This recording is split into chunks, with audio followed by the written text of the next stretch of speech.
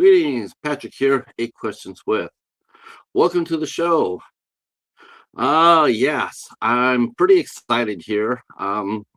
This is something that's been probably way overdue. Our interview with Will Collazo Jr. Um, I've been wanting to talk to Will for a while, and he's a hardworking young man. Him and his wife, Julianne Prescott, very hardworking, and they make a lot of films. Uh, I bet he doesn't even know how many Amityville movies he's made. Now he's going to go to his IMDb and say, "How many did I make?" So far, 11 and counting. Um, but of course, you know why I had to book Will. The main reason why I had to book him, because he is making a movie that I've been looking forward to. Hopefully, to get done this year. Don't know because Will's taking a big step upward, and we'll talk with him about that now. Well, when he gets here, he is making a big step forward, and actually, it makes sort of sense. Yeah, I think it makes perfect sense. And we're going to be talking about that, about his going upward. But the movie I really want to talk to him about, of course, is Halloween Shark. I mean, come on, honestly, I that just begs to be seen. That has to happen. I can't wait to see that. It's gonna be a lot of fun, and but it's gonna be interesting to see if it comes out this year. I hope it does. I know it's been cast. I know that. I'm just not sure if they have arranged for the budget as of yet. Uh, Old movie Mike is here. What's going on, sir?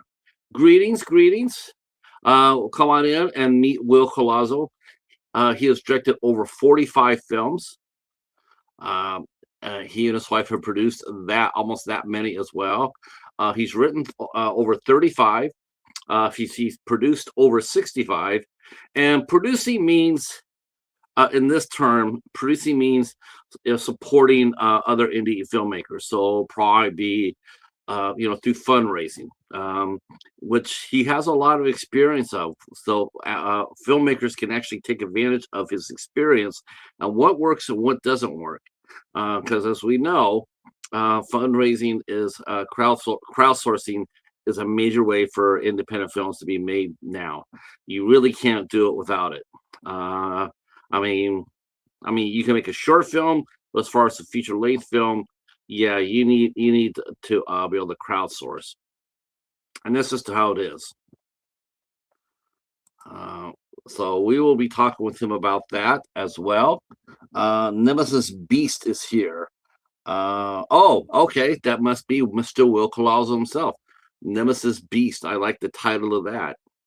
So while we're waiting for Will to get up here, I do want to step out for a minute because I'm super psyched up to tell you about a movie I saw last night, and I reviewed it. My review is going to be coming soon, but I just want to talk about this movie a little bit before Will and gets here. And I watched this last night, and it's going to be on Dollar Theater as part of my international tour of horror. I think I'm going to be going to 10 different countries reviewing horror movies from 10 different countries. And the one I did last night was from Russia, and it is Sputnik. Now, I've been wanting to see this for a while, and I finally got a copy at the library. And of course, it doesn't hurt that it doesn't hurt that it's also ISC midnight, right? So this is a film it's set in Russia. It's filmed in Russia it's a Russian movie. I gotta tell you, this has been the best movie I've seen this year. I really love this movie. This movie was badass, totally kick ass. Can't wait for you guys to hear me talk about it. Hey, Daryl's here. Hell yeah, that's right. I bet you were surprised to hear my ears perk up when you typed in Stoner Snake, didn't you? Did someone mention Stoner Snake? I gotta go. That's right. The Stoner Snake fan club is everywhere, Daryl. Everywhere. We hear all. Let's see. Mr. Dan and Whore. Man, if you got that, Dan, you gotta crank it out. You gotta crank it out. And congratulations for you to have an ISC midnight. Respect.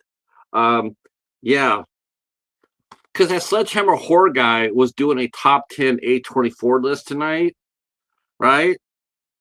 See, I see he's not in his right mind tonight. See, he had a kidney stone, and I think it threw off his brain cells a little bit because he's doing A24 top tier list. I was like, dude. But either that or it's because the Tigers are losing. Um, but it got me thinking maybe I should do a top 10 A24 list. It's been a while since we talked about one, actually. Most of the time, I like to grab Monty from Horror Miser Monty G, and I like to grab him and do a 24 movie. Maybe I need to do that. Grab him up and talk A24 a little bit.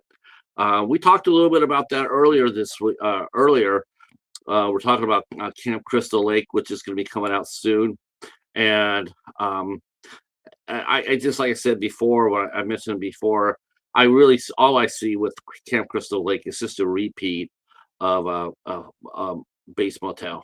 I think it's all it's going to be. I think they can only take it to a certain point. I mean, legally they can't go beyond that unless Victor and Sean get together. But I think they can only take it to a certain point, and that's it. The same thing with base motel. Like they could take him young, but I think it's all the way they could take him to. They couldn't take him and as Norman Bates the adult, like we saw in Psycho.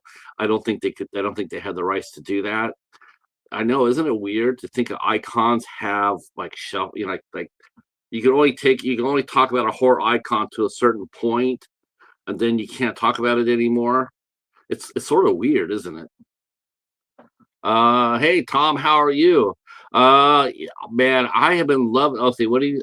Daughters of Darkness, amazing Belgian movie. Man, I might. You know what? I'm going to be doing another tour, Tom. I got movies I could talk about for damn Skippy. I got a lot of foreign films to talk about. We are closing our tour off with in Spain. We are going to Spain for our last movie. We're going to be watching a movie called Prey, and I'm looking forward to that as well.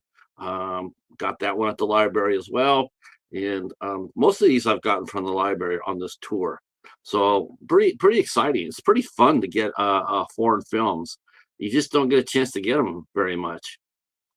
Not really, because a lot of people just don't collect them.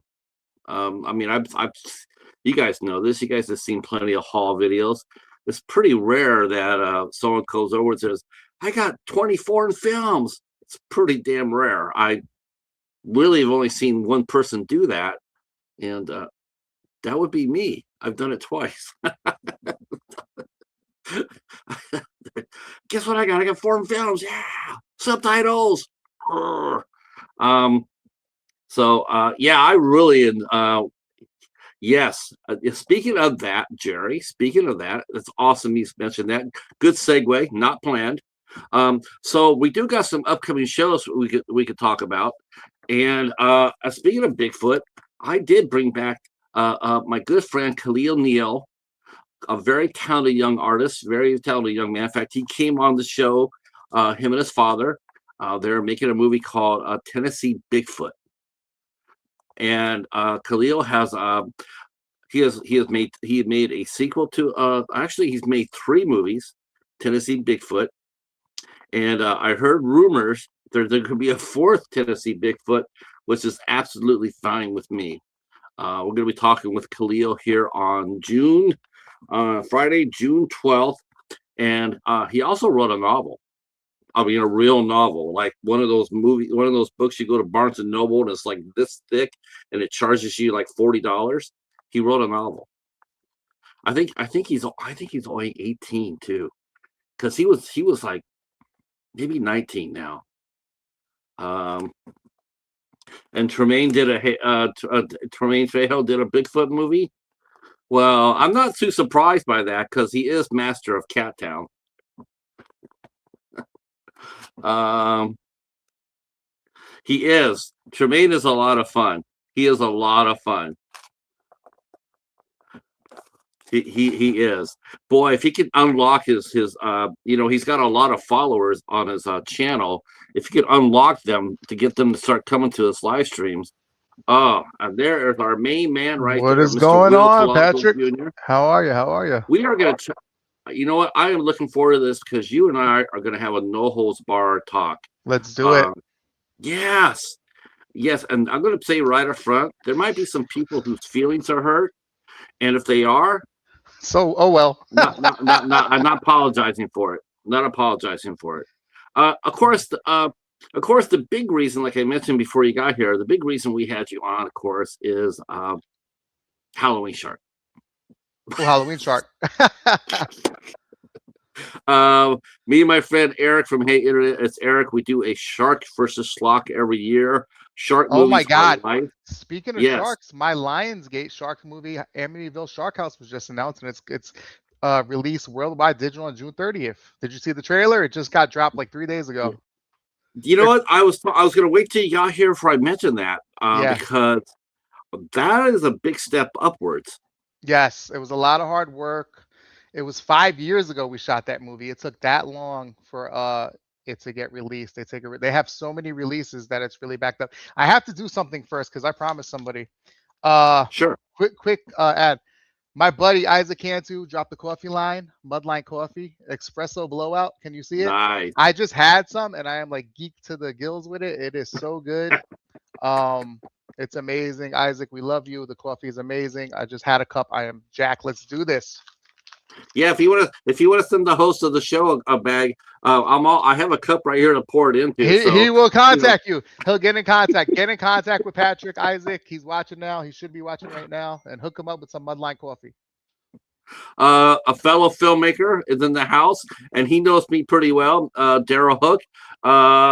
He says, "Fuck their feelings," and yeah, because I know as an interviewer, I'm not supposed to. I'm supposed to be sort of like unbiased. I'm supposed to be. But you know what? I'm not a journalist. I'm Yeah. not a journalist. I'm not a professional. I'm not a professional reviewer or whatnot.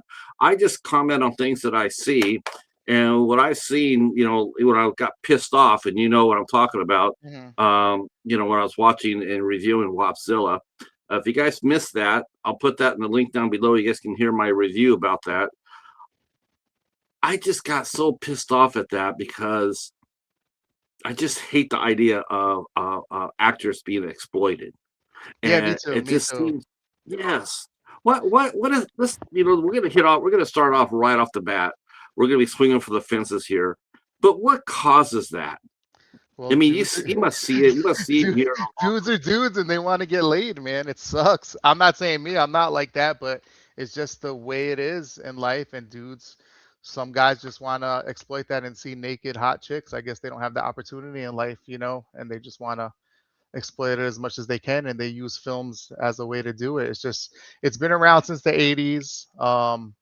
I remember there was a Friday the 13th set. I can't remember which one. There was a director. They kind of say that was the start of it all, where he was doing coke and just having the actresses sleep with him and get nude. One of them actually refused, and she got a bigger role in another Friday the 13th. I can't remember which one it was. It was the really goofy one. Um, I can't remember, but it's just something that's been going around the 80s, and I feel like people try to carry it over. Like there's so many instances on indie film sets where the actresses complain that people want to go and have sex, and it's about partying and stuff.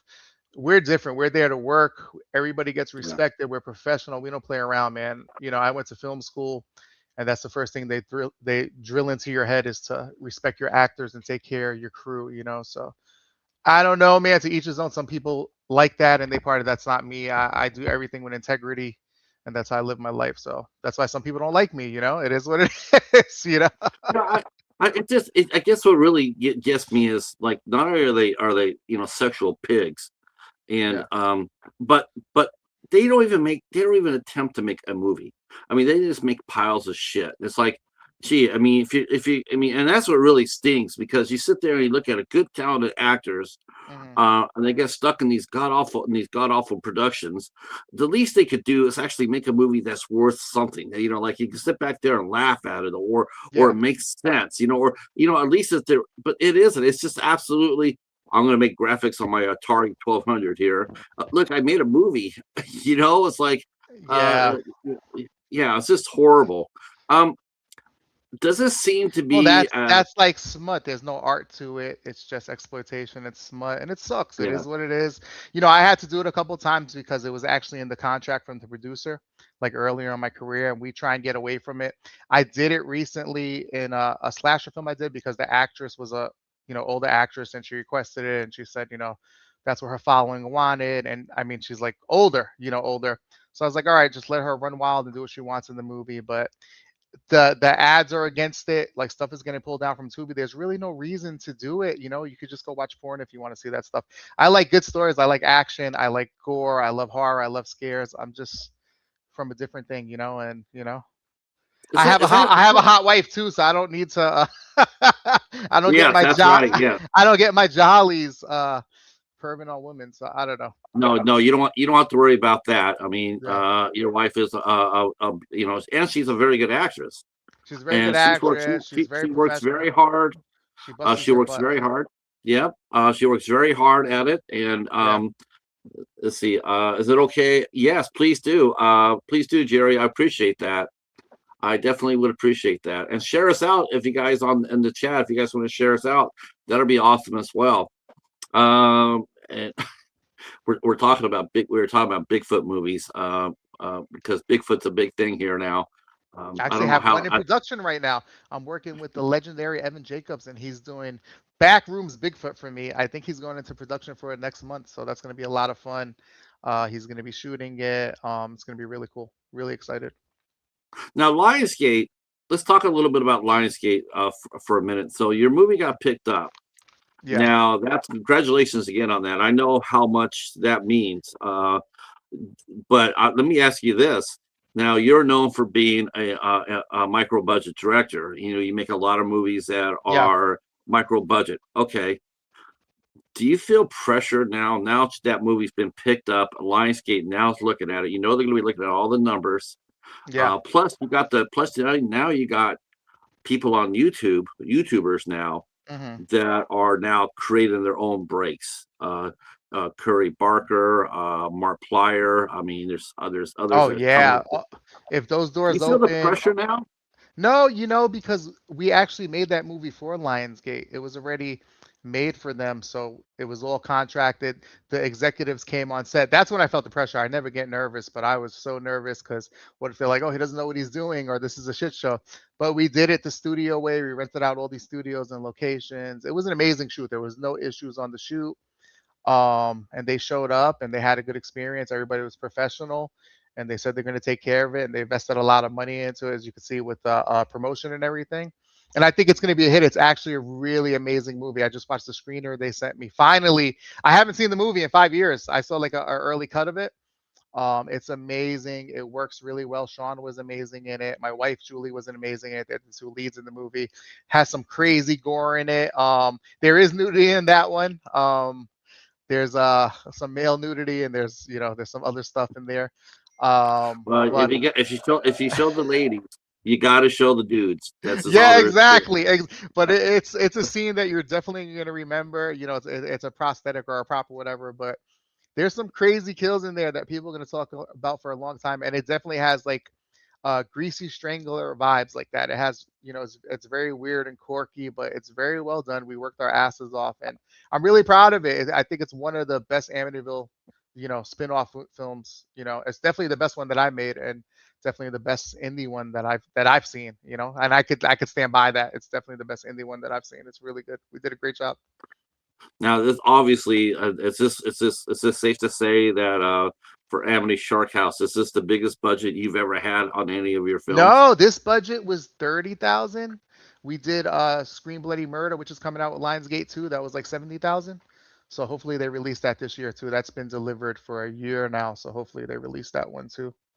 That one has Tom Sizemore. It's one of his last movies, so we're excited for that one. Oh my gosh, he's still being released. Yeah, He's been he's still operating, right? he would go hard. He would go hard, man. Dude, you don't think he's a ghost, do you? He-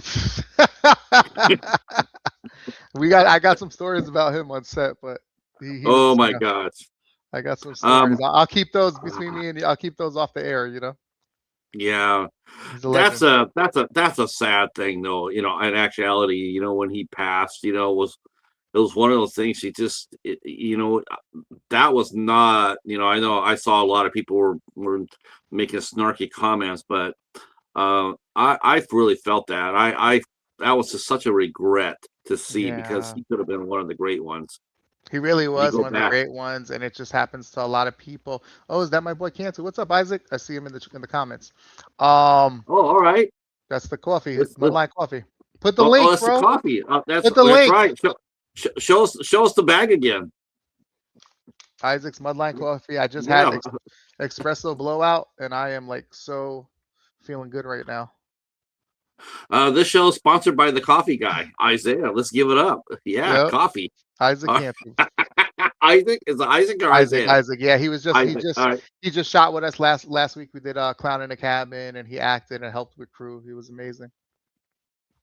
Going back to the film process after you did the movie for Lionsgate, Hmm. and I asked you if you felt pressure on you after that. Like, do you feel pressure now to? Because I watched Emeryville Turkey, Yeah. uh, uh, and I watched that, and I looked at it, and I'm going like, okay, this is something that if someone walks in with you and they see the Hmm. movie and they look at you and they say, this is something that you did in your beginning of your career. Yeah. Now we want you to take a step forward from what you're doing here now. Do you Hmm. feel offended by that? Do you feel like they are recognizing me for my potential? Because that's really what it is. What Well, Liongate's that, doing. well, that, yeah, They, like, well, if you give me like 30, 40,000, it's gonna look a lot better and be a lot better, and I'll have a big crew. Amityville Turkey Day was like $9,000, so it's more low budget. Amityville Thanksgiving was $1,000 budget that SRS sent me to make it, or was it 1,500? So, you do the best you can with the budget. It's like Mark Polonia. He's working with very low budgets and he's doing the best he yes. can. Like, and it's the same thing. I work for the indie studios. They send you anywhere from, to be honest, I don't know if I say this, from like 2 to 5 grand, and you make the movie the best you can with it. So that's But you said, but are you allowed to? You're allowed to supplement that though. As they say, well, here's you five can, thousand dollars, and you can sit there yeah, and say, well, I'm going to do a fundraising with this too you could because do I that want to too. get up. Yeah. Yeah. But sometimes Okay. they have So a deadline and you got to get it done, and they send you the contract and the money. So you just have to, you don't even have time. You can message people, a couple of producers, but you do the best you can. And those are shorter shoots and they're fun. We just did one that me and my wife financed, Amityville Easter, for like $3,000. And that's the sequel to Turkey Day. And I think we fixed all the mistakes that we made in Turkey Day because that shoot didn't go well. It wasn't shot the way I wanted. And there was just things I wasn't yeah. happy with. So I made that right with Easter. I had more control. Sometimes that happens on set. If you're not at your best, So sometimes. someone called it so I read a comment that it seemed like Amityville Turkey Day seemed like it was shot on the set of the Sopranos. That one Yeah. made me laugh. I was laughing at that. I go like, that's a good one. Do you read your own reviews, Will? I mean, Oh, I love do it. you I I mean, love them. I love the bad ones, and the good ones mean so much. But the bad ones are just always funny, and they just act like we're just people running around with a phone or something like that. They don't realize 15-hour days that we're working so hard, and it's like professional and actors and contracts, and we're doing the best we can. It's like because they don't do it, and I just feel like everybody wants to be a shock jock and just say something crazy to be funny and stuff. So they try and get really punchy with the reviews, but I get a kick you know out what, of it. Will? I'll say this to anybody, and I review too. Yeah, I'm a reviewer too, but I'll say this: reviews are just like assholes. Everybody has one, you yeah. know. And But you so it's know like you what? can sit out there and Check go this ahead. out. They took the time out of their day to watch the movie, and it made them feel something so much that they had to go write a review, take their time and write a review, and let out how they felt about it. So the film is a success if you get that. If you can affect somebody, that's what it is. Whether you have a huge budget or a smaller budget. Yeah, you know what though? I say reviews are it's just one voice. Sometimes they can get a lot more than that, and I guess it all depends on how much influence they do have. Because some people can sit there and write a nasty review, and it can affect your movie. Yeah, Or they sometimes. can write a good review, and the same thing. They can affect your movie if they write a good review. Um, and I just to me, when I can, that's the first. I don't really crush anybody, not really. Yeah. Maybe Yeah, I'm gonna name them because I always do.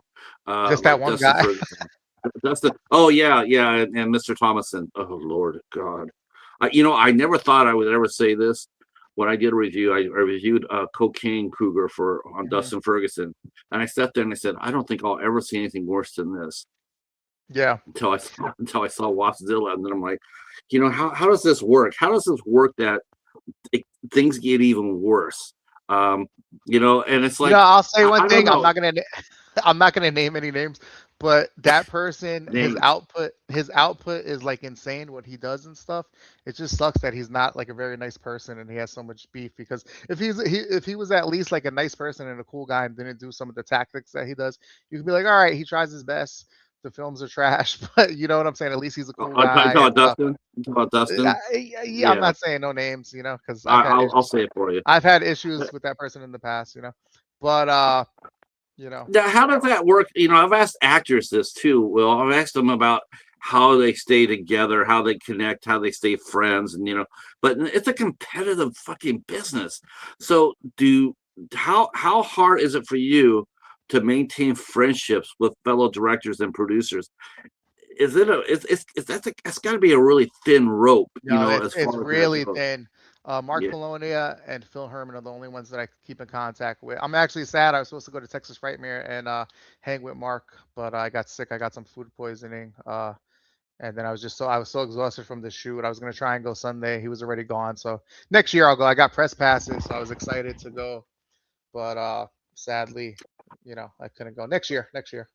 And my buddy Uh, David Sterling was there. My good friend David Sterling. I wanted That to is one. finally meet him. That's one person I have yet to meet. I have yet to meet David Sterling. I've met Ron Bonk, and Ray Murray's been on here. Peter Castro's Mm. been on here, but I have not seen. And Dave Donald Farmer's been on here, but I have never talked to David Sterling. That's one of my goals too, because he puts out a lot of films as well, doesn't he? Yeah, Dave. Yeah, he gave me my first job out of film school. He gave me a 2 movie contract. So I owe everything to, David Sterling, and then also Sean C. Phillips was a big thing because when I got out of film school, you thought you had to have $1 million to make a movie. Nobody knew, but in LA, because I'm from New York City, in LA they were making really low budget movies where it's just a guy, a camera, a mic. You're lucky if you have a freaking boom mic and an actress, even like a name actress, and they would be there with a crew and they're making a low budget movie like Bloody Mary 3D or Axe Grinder. And I was like, that's how they're making movies over there. I could do that. So, and seeing Sean's, I give credit to Sean because he showed Sterling's set, you know, on YouTube. So I got in contact with David Sterling and I was like, I could do that. I could do that. I know how to do that. I have a nice camera. So, that LA style of filmmaking really catapulted the indies. It really it's awesome. Once you figure it out, you don't need the big crew. You don't need all that to make a film. You could go really far. You just can't be scared. I think that's a problem in the indies too. Everybody wants to pretend that they're Hollywood. Or we're not Hollywood. I have a Lionsgate movie coming out. No. None of us are Hollywood. Everybody is too busy about having like a C stand and an Apple box and trying to look fancy. No, just work your ass off and shoot it the best you can and finish the movie. That's why so many people can't finish a movie. They're just looking at the wrong things. I don't. It's weird, man. It's weird. I just have a different, I have that Polonia mentality where we're gonna shoot it, we're gonna finish it, and get a movie complete. That's the way I am. I like Mark. I like Mark a lot. In fact, Yeah, I'm great doing my person. third. I've never met the man in person. I never talked to him at all. I spent a week with him in But Wellsboro, PA. Let me tell you, Wellsboro, PA is amazing, man. It's like Mayberry. I've never been to any place like it. It's so weird when you go out there. It's a dead zone. So the GPS doesn't work or anything like that. I don't even know how I got there, dude. It was so freaking scary because it's just a dead zone. There's no cell service because it's so out in the wow. sticks. But I shot Can't Murder with him. He directed it for me because I wasn't able to, and so I spent a week with him over there. Great guy, amazing guy. Let's see. We go to the chat here. They've been flying since we've been talking. Thank you again, Jerry, for sharing Will's YouTube channel. Thank you, thank you. Please, by all means, give him a subscribe. And says here, love working with my fam. Cult Cinema, that's your film company. We'll be talking about Yes, that in a minute. I want to see the movie. Yes, we all want to see Amityville Shark House, especially my friend Eric. Eric from Hater. It's Eric. That's his number one movie this year. He wants to see. I'll die for that, but I'm all right with it. Tom Benson's times changed in the '70s. $1 million was a lot of money. Yeah, isn't that the case, Tom? So micro budgets now. What defines a micro budget? Is it between $1 to $1 million or $500,000 for a micro budget, or is it a little bit higher? Yeah, you could say that. I would say from like 60K and up, 60K and Uh, up. what, Because you what do could you do a call lot this? with 60K because Yeah, there's like hit movies now that are there was a recent one. Look at Skinamarink. That was $15,000 and that look how far that went. That must have made like that's right. $100 million. Love Skinamarink. Look at Skinamarink was the Terrifier. Terrifier, I think it was yeah. like $30,000, dude. Like, so like, and look at Amityville Shark House, $30,000 budget, and look how far that's going now. Oh my Lionsgate. God. Yeah. They've already made money off of it even before Oh, it they're gonna comes make a out. killing. They're gonna make a killing Yeah, on it, man. yeah. Independent horror seems to be raging right now. We talked about Obsession with Backrooms is coming out this weekend. We Hmm. talked about The Passenger. I guess it's another low budget film that's coming out. Yeah, I didn't see Ireland. I didn't see Ireland. I was just talking about an it was independent good. movie that came out a few years ago, but it's a low budget movie because it's low budget. But I was talking about Sputnik. Okay, I haven't seen that one. Fantastic, fantastic. Another one in Violent Nature, which was amazing. And Yeah, Violent Nature was amazing. So, there's no excuses, man. There's no excuses. You can't say a budget could hold you back. You just got to go and do the work and don't be scared and get it done. Like that's just get off your ass and get it done. You just you know, have to. going back to Mark, and this is I always have to say this right off the bat because I have a lot of respect for Mark and his team. I really do. I mean, I think he's sort of look at him sort of like the Howard Hawks of Mhm. Pennsylvania. He makes a lot of movies and he uses the same people. I Yeah, mean, if you throw out a Mark Bologna film, you could close your eyes and know who's going to be in the movie. Um, but can that be a trap though for independent directors? Like I remember one director who always cast the same people in his movies, and then he got asked to film a movie by a different producer, and the first thing he told him was, "You can't bring anybody you worked with in the past. We don't want to see those faces on the movie." So we had to go out there and go through regular casting, and to bring fresh yeah. faces to the movie. Do you feel comfortable working with the same people like you do? Like give you a Rolodex there and go like, You yeah, I'm going to have use to. this thing, You have to, or because people are so freaking unreliable. People are so unreliable. They don't realize these movies are going to be distributed worldwide, internationally. They're going to live forever. So many people are going to watch them. People won't show up. People will make excuses. People will flip out. So Mark is smart. He uses the same people that he knows is going to know are going to show up, and he gets it done. So I don't blame him. I totally get it. They're reliable. He trusts them, and he gets it done and he has a fan base and they love him. They have a cult following, him, Jeff, and Tim. yeah. And then every once in a while they do a bigger one like Cocaine Werewolf where it's a bigger budget and they put, more into it and it looks like more production value. So I think this. I remember when John Oak Dalton was writing for him for mhm. Mark, and then he started making his own movies, and his movies were really good actually.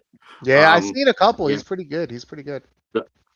He's really good, and the same thing with Jeff Kirkendall is like you watch his when it's one of his movies, very scary productions. You watch one of his solo movies, Hmm. and I gotta say that it does seem to be a little bit different. Like there's a different sort of energy there. Like there is energy, and to me, it's a trap for a director or a producer when you do use the same people all the time in every Yeah. movie. There's a comfortability to it. Like you're doing it by the numbers. And sometimes I Yeah. see that. Sometimes I see that in Mark's movies. It's like there's no effort there. If Have there's you just seen no. Have you seen Can't Murder? That one has my fingerprints on, and I brought some new actors to Polonia, so it Yeah, has a different style to it, more of a comedy style to it. But the thing is, like, people don't realize and stuff. Like for me and Mark and my wife and a couple other people, even Dustin Ferguson, this is a job. This is a job for us where we're getting paid to do this, and you have to work with what you have. Sometimes the studio only sends you a certain amount, and it doesn't come out the best, but you do the best you can for the fan base. But you know, that's Brian it. Brian saying Rob Zombie. Yes. Yeah, that's probably the number one case of why you don't cast His families and wife, friends, yeah. friends and family. See, I Yeah. love Rob Zombie. I love House of a Thousand But Corpses. And everything he does gets dragged down simply yeah, because he just won't stop. He won't stop casting her. yeah. It's Adam like, Sand, dude, it's like, yeah. Adam yeah. Sandler's another one who cast all his friends too. Yeah, and and sometimes it does suffer for it. I mean, you watch a movie like Happy Gilmore 2, everybody thought, oh, everybody looked at that and it was just like, you know, everybody's looking at it. At first, everybody was excited, but then they Hmm. started looking around. It's like it's every single person. Several different critics said that it's like he just brought them on there just for the payday because they didn't care. They didn't give a rat's ass about the story. It was Yeah, just a bunch of his friends, and they got paid a little check, fat check, and that's yeah. really all it was done for. I, That's just not very smart. I was so excited about it, I couldn't finish it, man. I just couldn't get into it. It just, I don't know. It was just weird. It just doesn't didn't have the magic of the first one. I love Adam Sandler, but it just didn't have the magic of the first one. It was weird. I'm sort of like holding my breath because they announced they're going to do Grown Ups 3, and I'm sitting there going like, man, please don't let it be like the second one because the second one was the first one is my favorite Adam Sandler movie. Yeah. Well, that and Click are my two favorite Adam Sandler movies. Hmm. Uh, but he's one of those on a much bigger scale where you're right, he plays it really safe to the vest. He gives his fans, he does fan service, in a Hmm. sense. Certain directors do that too. They give fan service to their fan base. But I can speak as a fan too that I want to see someone stretch out. Like one of the Yeah. best Peloti movies I saw, I mean, one I would actually put up against just about anything was Once Upon a Time in Amityville. That movie was a banger. That's Yeah. my favorite Mark Peloti movie I've seen. I was like, wow, this is a really good movie. I love that Mark's And acting a lot now too. I think that's awesome that he's oh acting yeah, a lot. his Alfred Hitchcock. Yeah, he's Yeah. good. I always look for him. I He's always look really for him. I good. go, He's really good. See, I'm acting more now too because I have a bigger crew because I was an actor before I was a director, so I'm having fun doing all these big roles and stuff. So I'm having the time of my life now, man. It's a blast. So what do you think the state of indie horror is right now? I'm just curious. My thing is, I think diminishing returns is probably gonna put a serious dent Hmm. in the industry because there's just you're not going to be able to make your money back. And pretty Hmm. soon, when someone comes up there, when you mentioned before about producers coming up there and giving you $2,000 to $5,000 to make a movie, I'm Yeah. just wondering how are you going to get that money back? How are you going to get that money back and also pay off your crew and your costs and everything else? Yeah. It takes a lot to run a company. Cult Cinema, Yeah. that isn't just a graphic. Think about it. You have the production house, you do editing there, you have to buy equipment, maintain your equipment. When you go on a shoot, you have to make sure you have insurance for your Hmm. production. I mean, you have to do craft table. There's a lot of money that goes Oh, we out. just spent And $10,000 on Clown Like Cabin last week, so it comes and it goes, you know. But it was a great production. It was a great shoot. But you're right, the money goes really fast and stuff. You have to pay. They send you a payment. You work out a payment out of the budget with them and stuff. But the bigger studios, the same thing. You get more money and you work out a payment, and sometimes you get royalties. Like from these studios when they release. But it's quarterly and stuff. You can't really live off of it unless you're doing no, bigger stuff or you're doing conventions. Even that's a grind because you got to pay for your travel and stuff. So it's hard, man. Indie hopefully, horror is in a weird state. There's a lot of drama. yeah, God, yeah. sorry. I think right now, I think it's teetering. I Yeah. do think that I do think for the YouTubers, it's like, yes, their movies hit, and even now though, it's no guarantee that it's going to go anywhere, because there's a common mistake. I'll say this right now. and I hope that you don't make the same mistake because I see it a lot. Mhm, And that is when you see a hot director, right? Let's just mhm. take Curry Barker. No, let's take who's the one now is doing the who's the one that's doing the Resident Evil? Oh, Zach Eggers, he's a Zach Krieger. beast. Okay, Yeah, he's so here's amazing. Zach Greger. Here's Zach Greger. He made Barbarian. Weapons. He made Barbarian, and then he made Weapons. Okay, he's hot. He's hot. He's hot. Yeah. Instead of putting him in front of another original movie, studios will grab him and put him in front of an IP. Get Yeah. here you go. We're gonna give you the chances of him failing are so much greater with him doing the IP than it is if he came back and did another original film. The thing I is that mean, there's so much. see, I'm a Resident Evil, like Resident Evil is like my life and my childhood. So the thing with this is he's putting a different spin on it, and the Resident Evil's movies make so much money. Even that horrible one that came out a couple years ago, they make so much money. And then with his talent and his take on it, I think it's going to be a massive hit, you know. And he loves the games too, just like me. Like my dream is to be in a Resident Evil movie. Even if I'm an extra, I would want to be in a Resident Evil movie because I just love the I, series so much. You know, it's a huge part of my I life. I just rather for them to come out there and Yeah. because I saw another one named Keith Thomas. He Mhm. did a movie I absolutely loved. We covered it on the ISC show called The Vigil. Yeah. Man, that movie is a banger. It's and he did it. He made a really scary PG Mhm. 13, and he made a scary ass movie. And Yeah. so he gets tapped. He gets tapped on the shoulder. Guess what they gave him? Guess what they wanted him to do? And they said, "Here, we're going to give you this. They're going to give you this."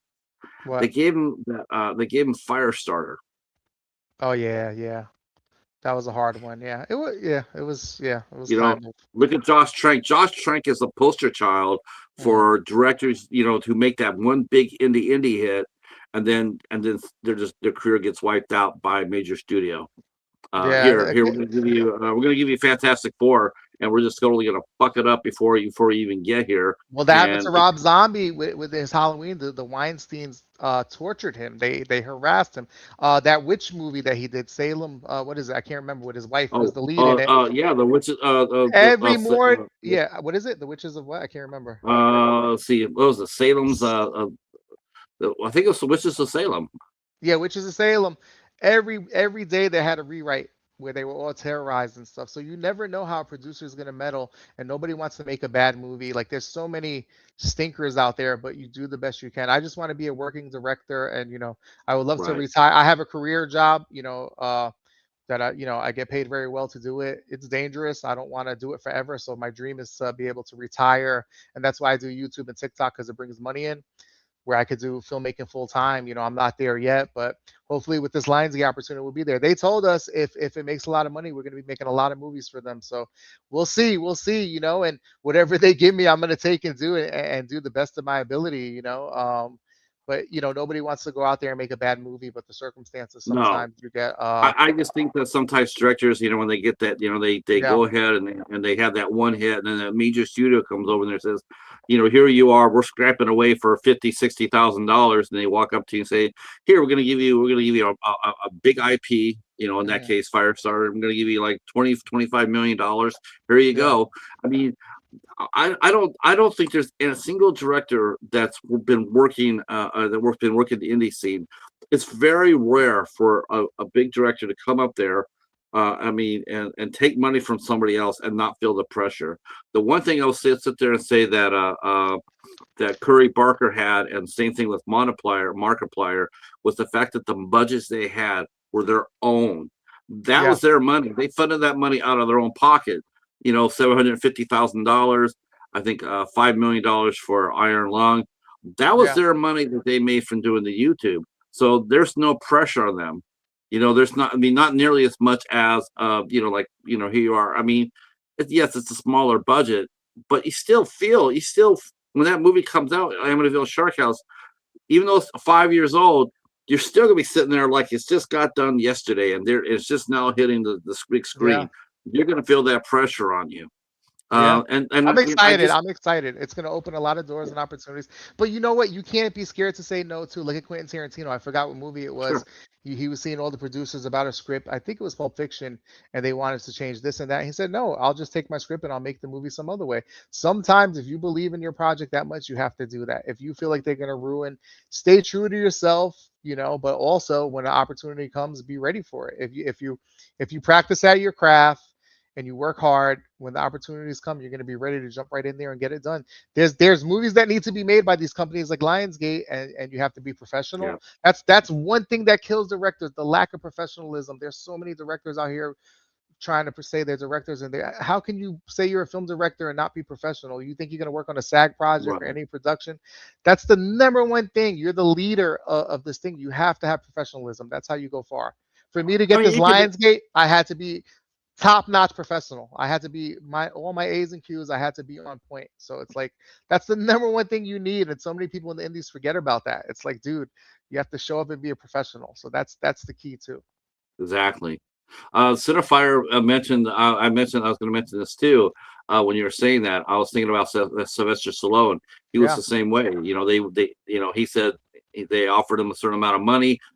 He says, but we can't have you star in it. And he says, no, I'll just take it somewhere else. And he did. And then cult cinema, baby. Someone's shouting out the cult cinema. So let's yeah, talk a little bit about cult cinema. Then we'll come back to. We're not done with your question about the state of indie. I do want to talk about that more. But let's talk a little bit about cinema, cult cinema. Uh, Tell us about when you formed the company. What was your first? Was have you always produced all your films underneath the banner? And yeah. what do you do? What goes into running an indie production house now? A lot of work. So I started in 2014. My first film was Theater of Horror. I didn't finish until 2018 when I started talking to David Sterling, and he wanted it, and then I finished it. Mark C. Fuhart, who has since passed away, would help me. We did a couple Bloody Nun movies for David Sterling, and they went viral. So I had a little buzz as like the Bloody Nun guy. And then I did Camp Murder with Polonia, and that's when my career started to take off. And then I did a Night of the Zombies. Well, I was friends with Sean, but that's where I met my wife, and me and my wife and Sean were working together, and it kind of exploded from there.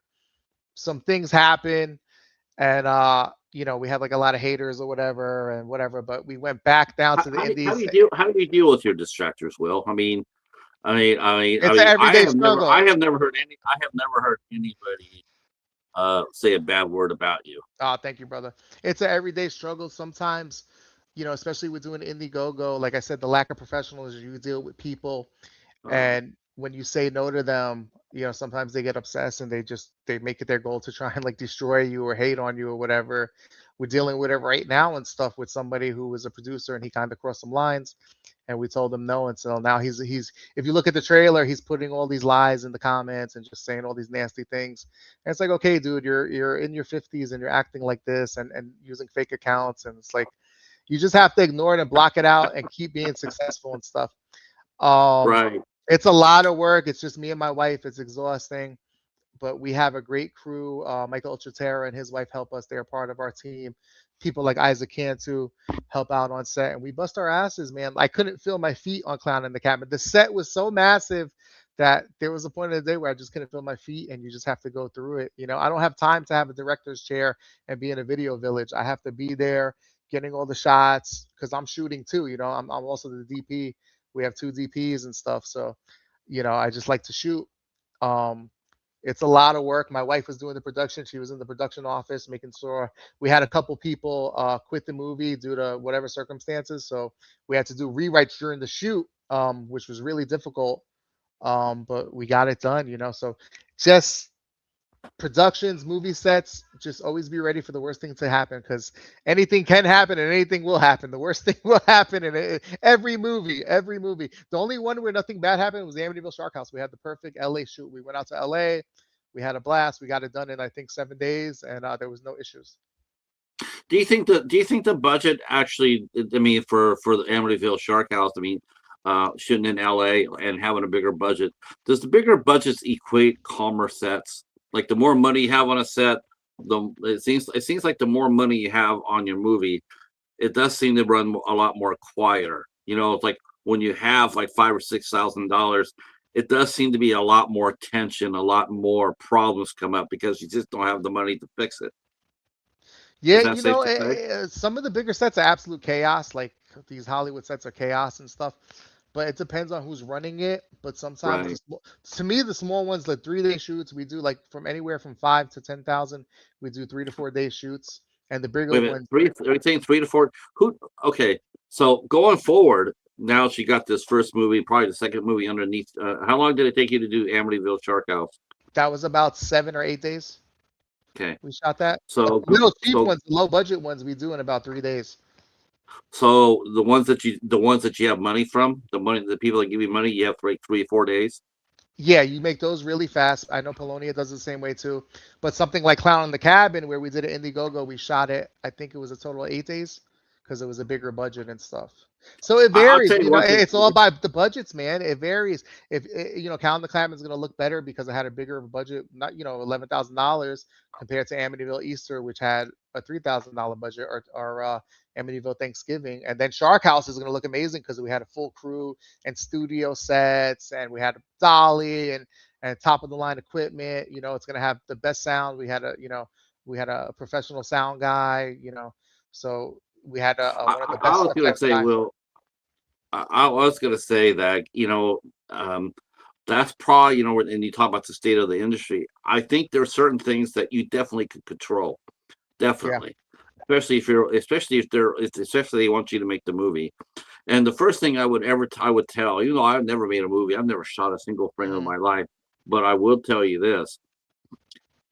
I would not, I would put I would put in your contract, you put in your contract that you get a minimum of 8 days shooting and 2 days pickups. You have to, Yeah. because when you walk in there, when people if you go back and read the comments on the reviews, like IMDb, you go back to read the comments or the reviews. Hmm. The one constant thing that always seems to run through it is no budget. It's rushed. It seems rushed. It's Yeah. always rushed. I think why should you have to shoot 3 days? You're not a hack. You're a Yeah. professional. Yeah. Hey man, I got $5,000. I want to shoot a movie in 3 days. Okay. Yeah. It's also goes to work. Joe Smith might be able to help you, but Yeah. me, Will Collazo, Yeah. I need 8 days and a day of pickups. If Yeah. you want to, if you want a good movie, I wouldn't, Yeah. I would make that today. I would be the first thing for now on Well, from Cult Cinema is it when also you goes. hire us, we Yeah. get 8 days and a pickup. It also goes by work schedule too. I have a full-time career, so I don't mind doing those 3 days because they're fun and we have a system how we get them done. But anything 10K and up, it has to be like you said, 8 days with a pickup day and stuff. But the lower ones, I don't mind. They're fun to shoot like that, and we have a system that works and stuff. And like I said, it's a $3,000, $5,000 movie. You do the best you can and you make something fun. But the bigger budget ones, yeah, you do need more time because you're dealing with Let's way let's more just people. let's just for shit and giggles. What would happen? How would you approach your craft? Let's just say that Amity House Shark, pops, goes out there and pops and gets $5-10 million, right, for Yeah, Lionsgate, and all of a sudden it's like, wow, and damn sure they're gonna sit there and go like, wow, we made that much money. Okay, what's the other movie we got for them? We're gonna put yeah, that in the pipeline too. So yeah, 5 or 10 money is not life changing money. I mean, you'll get a chunk of that, obviously, but now here you are. Now you're a name. Like, I noticed you put the first thing you put on your will on your Facebook was Lionsgate director, and I I've been love that. waiting for And I that. I've love been waiting for that. I've been waiting for that. I've been. yeah. I'm a two-time, executive producer. Sean directed the Scream Bloody Murder, but I've been waiting for that. To put that in my thing, so I had to do it. Did Sean Phillips get a Lionsgate deal too? Yeah, I got the deal. I was Um, gonna say. I was gonna yeah, say. yeah. So me and Sean, me, Sean, and Julie started like doing the crowdfunding together, whatever. We had a falling out, and now we're good again. We made up, and everything is good, and we're working together again and stuff. And like I said, Mark Polonia, Sean C. Phillips, Phil Herman, and Evan Jacobs. Those are the only directors that I'm close with. I don't know why it's so competitive, and I don't know why other people don't like It each is other. competitive. People just hate each Uh, other in the indie films, uh, and there's so much drama. People because they're, stop with the drama. Stop with the we're adults. Stop with the you know made what up it is. drama. It's because there's like 40 or 50 creatives that are fighting for $1 in the middle of the ocean.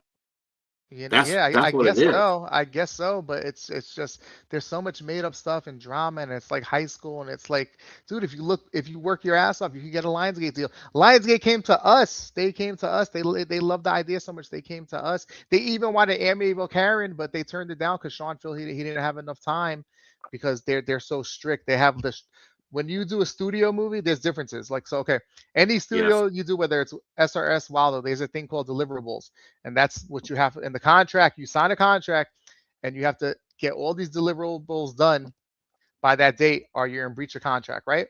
So with Lionsgate, it's like 30 pages of deliverables, and it's the strictest standards. You have to, it has to be movie theater It, ready. it, The sound has to be 5.1 sound mix. It has to be shot with a Netflix approved camera. Um, if it every time it goes through QC, it's $1,500. So every time it fails, they're pissed off at you, and they got to pay another $1,500. It's serious business, man. When you get to that studio level, even the smaller studios. So you have to be real with it. It's not a punk rock thing where, oh, I'm just gonna make a movie where some girl just yeah. flashes her boobs and throws blood. No, it's a business, dude, with real money you're dealing with. So you have to take it seriously and be a professional and understand if you mess around, you could get sued. You have to really, and Right. it's hard work. You can't party on Isn't set. isn't it something? Here we are. We're talking. You guys are in the chat are hearing this about about the how fast you got to work. It's like the Marines. You got to Yeah, hurry up and wait. It's like, yeah. okay, I'm in a rush to get this done. Here, it's done. It's done. It's done. All right, come back in 5 years. We'll put it out. It's like, what the fuck? It's like, But you what? know what? I'm It's like, glad. I'm so glad and blessed, and I'm so happy for my wife and Sean that we're the talk of the Indies right now because we worked so hard and we got so much hate. People said that we stole the money for that movie and disappeared with the money. People were making up stuff like that. feel It's free, never coming out. feel free to put that kind of bullshit on the spot. Yeah, That's look at us bullshit. now. Look at us now. The people who Wow. said that we took the money and pocketed and ran off. Wow. Fuck you, man. Yeah. All the people who Wow. lied and did that to us. Fuck you, Now man. So I'm I do sorry to know there's curse, but there's people who like no. try to ruin my reputation and my wives and Sean's. Look at that bitch, Lionsgate. You know what I'm saying? And you A guys, lot of people. I thought that I do know there's one guy. In fact, I don't really know his name. I just he did a podcast recently, and I know you know who he is. But I looked at that guy's that IMDb guy's page. not even a filmmaker. That guy's a chump, man. That guy. Oh, that guy, he's just a scam artist. I could go. That's a true scam artist and Oh my God. yeah. I don't even want to say what I know, but Wow. I was that like, guy's not even I in could, my. That's like that guy's not even in my class or my level. So but there's that, no point. but There's no that's a point. lot. Is there a lot of that out there now? I mean, a lot of Yes, people coming. yes. Yeah. And then people on Facebook like it because they like to look at the posts and stuff. Like people were sending me all the stuff that he was saying and the lies, and everything, and I just ignored it and stuff because you have to be a CEO and be professional. But it was just Right. so outrageous what this guy was saying that I was like, holy Yeah. shit, this guy is like he's like a Oh, 12-year-old. It was crazy. It was crazy. is that the same guy that you were talking about earlier, the 50-year-old? No. This is a different guy. Oh, okay. That guy's Because scary. The guy you're talking about is Mickey Mouse. The guy, the 50-year-old guy, is actually scary, and like you worry about your safety with him. I just want him out of my wow. life, and that's a different level of it. But that's just Uh, childish drama, made up stuff, and it is so ridiculous the way that person was acting. Um, and just trying to live off of drama and use our names to get clout or get. It was just the really best thing you embarrassing. can do is keep a lot. I guess the best thing to do, when like the people say that there's oh, Tom's mentioning I still have not seen Good Boy. I'm driving me nuts. I still have not I seen didn't Good like Boy. Good Boy. It was very depressing. It was very morbid and depressing. My wife liked it. It was just very. It's a very I want to slow see it. So burn. It's very sad. The ending. It's very dark. It's just very. I don't know. It just didn't do it for I me. It was I well. It gotta was see Good Boy. it was beautifully crafted, and it was like Hmm. a beautiful film. It was just the it was just really depressing. I left like, oh my god. That's another movie that came out with a first time director, and he made this movie and got it out. Um, uh, now, okay, so that's a good question right here for you too. So here you are, we got you elevated, right? We got you like you go out there and you pop out two movies for Lionsgate. Now here you are. You got a little bit of freedom to do something that you really want to do. What would you want to do? I mean, what's your goal? If you could do a movie with $15 million budget, what movie would you do? Would you stay in the safety net of horror, or would you flex your wings and do something a little different? Definitely horror because that's my love, but I would want to do something like, every year, every like 10 years, there's like a cabin fever that changes everything, or the Terrifier, something like that, something that changes everything, or in Violent Nature, there's a horror movie or indie one that comes and kind of resets everything, something like that. But it's different. It's a job now, so it's I don't have a baby. It's just we get these movies, we get these scripts. It's kind of like the Canon Studios format called cinema.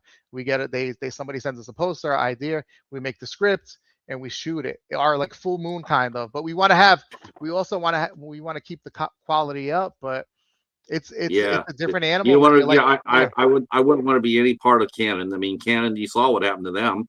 They Yeah, they but totally just the crashed and example. burned. Yeah, just the example where you just get an idea, you break the script, and you do something. I would love to do like a big IP, like I don't want to say none because I've been in talk with a few people, but just like a really good IP.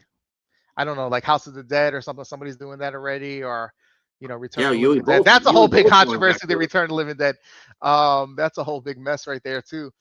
But just something like that, something something that I grew up with, or I'm something looking like for. that. I'm looking forward. I'm looking forward to that. To seeing what we can do with the House of the Dead again. I'm looking forward to that. I think it's gonna be Um, good. I think it's gonna be good because I I think love so the too. second one. I love the first two actually. I, They're I both liked. good. I loved the second one too. Of course, I was bummed out when they killed off Victoria, but I was like, The yeah, second one was uh, better than the first one with the yeah. The Asians and second one was everything. fun. Yeah, the second one was a lot of fun. It had Ed Quinn Yeah, in it, and of course, like I said, my girl Victoria Pratt. yeah. Let's talk a little bit about that because you mentioned the movie earlier in Zomgul, and then I saw I took a peek of that, and one of the cool things about being a director is discovering new faces. So let's talking about new faces. Where do you look for if you go out there and cast in a new face? Um, like someone you haven't worked with before, or someone has a really good reputation. I'm gonna shout out my boy because I have much love for him. But you got to work with Mike Ferguson. Big Mike. Now, Yeah. yes, hell yeah, shout out to Mike Ferguson. In fact, Do you I really got one want of to his. talk I about got. Zomgoals? That's like one of the most infamous sets in indie horror history. Oh no, I no, really, I haven't heard about it. Well, the good thing about Zomgoals is I met my beautiful, wonderful wife there, and she never left Oh, my that's a side. winner. So it was a success. But that was one of the wildest, craziest sets. Somebody was a drug dealer on the set, and they were all doing cocaine. I had to fire a very famous scream queen. I had to fire her because she was so high and loaded and out of control. She was gonna fist Wow. fight me and her boyfriend. It was the most insane. And you would know who she is if I said her name. I'm not gonna say it though. No, God no, bless no, her. don't say But no, that. no. But it was the most out of control shoot. Um, Crazy. There was fist fights on the set. I've never seen anything like it. No. It was in Vegas. It was in Vegas, and they were all doing coke and stuff. And they try to have a mutiny on me. These two people who backed the movie. It was insane, man. But we got it done. I don't know how we got it done. So that we Wow. shot that in a week, and we only had that location for 5 hours a day. I don't know how we got it done. Wow. I don't know how we That, got it. We so worked how hard. do you handle a situation like that when you wear all the hats? Like you mentioned earlier you're getting into acting. I personally prefer if I know there's several projects. In fact, I just reviewed one called 7 Days to Hell, and it has this guy Shane Woodson. He directed, he wrote it, and then he acted in it, and it suffers. He suffers for it Yeah, because I'm thinking to myself, like, I understand that. Like when Mark does his cameos, his Alfred Hitchcocks, I get that. He's in for a scene. Here's the money, or what's the yeah. plan? And then you see him in there for 5 seconds. He's not an actor. He's just in there for his cameo.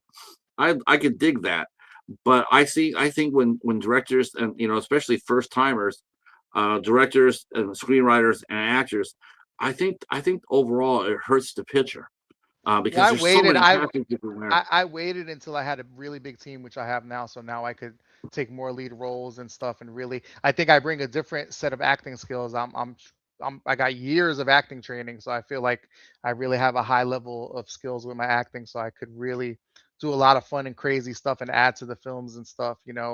Acting Does it? training in New York City, baby. You know what I'm saying? So with Right. uh, I had a great Meisner teacher, and then I trained the method Stella Adler School. So very well versed in it. So I finally have and I get to be in the movies with my wife. We did a one for a studio, Amityville Chupacabra. It was a cheap, low budget movie, but we had so much fun making it. We did it in 3 days, and it's an old school like 50s monster movie, no blood. They wanted a PG movie, no blood, no cursing, and we did it, and it's a lot of fun. Yeah, it's Wow. cheesy and campy, but we had fun.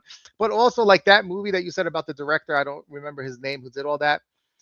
To him, yeah, even though it's not the best movie, it means something that he got it done. And even like Polonia, whether it's his best movie or his worst movie, it's out there and it's making money for him. You know what I'm saying? And people are watching I'll it. say this for it. Yeah, I wish he wouldn't have done that for his movie, but I will yeah, say this is that he certainly got himself a hell of a cast.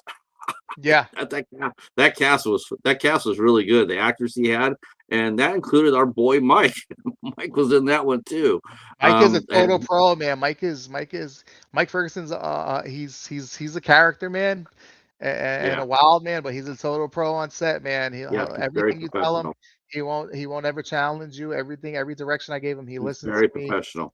I had a great I time with love him. talking to him. I love talking to him because and the thing is, his background is all He's professional. a big He boy like too. I thought he was short. yeah, he is. I'm 5'8", like and a half, and then he's like 6'5". He's a big guy. Yeah. I was shocked. I thought he was gonna be a shorter guy. He doesn't look so tall on camera. He's like You know what six I five. now I got to ask you this: how many? Because you work a lot with a lot of egos. Actors have egos, Yes, right? yes, yes. Okay, Meltdowns, everything. here's what I want you to do. I want you to, here you go. You talk to a named person. You sit there and say, okay, here's what I want you to do. I want you to cross the street, look to the left, look to the right, and then the little boy's going to run up to you and kick you in the shin, and then I want you to fall down. Mhm. A lot of actors will sit there and say, "Do I really have to do that? I mean, is that really? Yeah, it Can happens a we?" lot. I love that Mike Ferguson. He will do anything. Like to me, what makes me laugh is that he is not afraid. I have so much respect for him for here too. He is not afraid to get his ass kicked on camera by a girl. I've never Yeah, seen anything like it. He gets beaten up more times and he's 6'5", 255, yeah. He's a but big he boy, does man. not mind it. I can't tell you. I was going to say, is that a rare thing to see?